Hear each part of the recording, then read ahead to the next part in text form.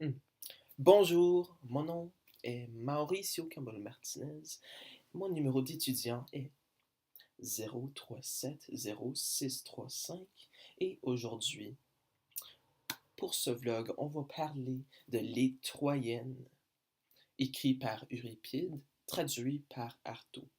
Bon, on y va. Donc, pour le résumé de la pièce, on va commencer ça vite, vite, vite.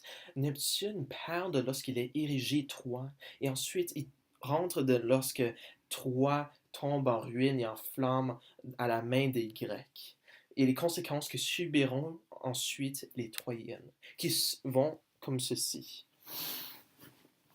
Talthybios, ça a l'air comme s'il est un messager, annonce les nouveaux maîtres des Troyennes. Cassandre doit se marier à Agamemnon. Andromaque doit aussi se marier.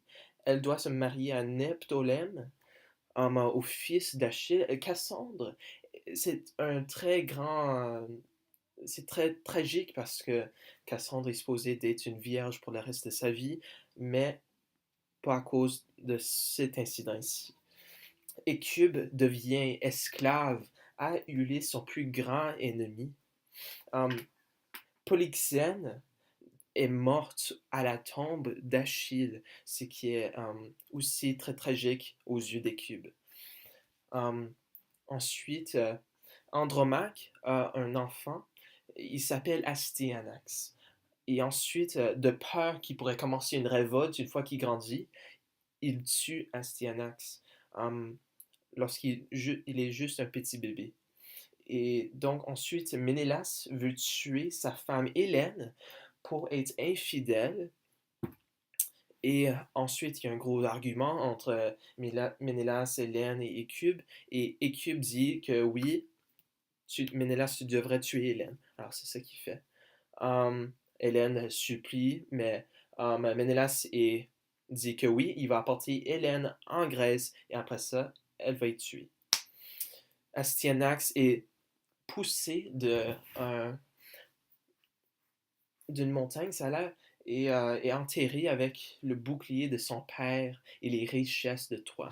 Et ensuite, juste pour faire ça, que je suis pas en train de faire la plagiat, là, c'est juste mes notes que j'ai de côté. Puis je suis en train de lire ça, puis essayer de faire 10. Oh shoot! 2 minutes 20, ok. C'est fini pour le résumé. Bon, pour du contexte, je vais continuer à lire de mes notes ici, juste pour être un guide.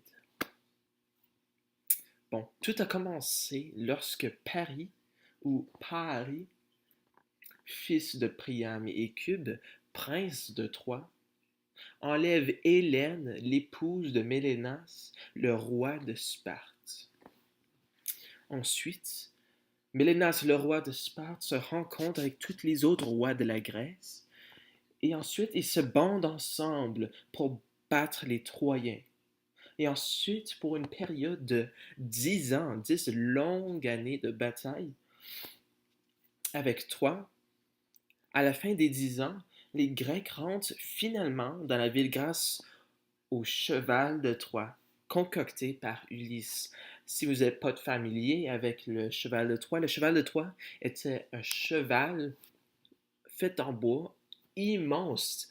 C'était une statue et les Grecs l'ont fait rentrer par ruse. Je m'excuse pour toutes ces années de bataille. Voici un cadeau pour nous excuser. Mais à l'intérieur, il y avait tous les hommes à l'intérieur. Et donc, ils l'ont laissé rentrer. Et lorsque la nuit fut tombée, toutes les. Toutes, toutes les.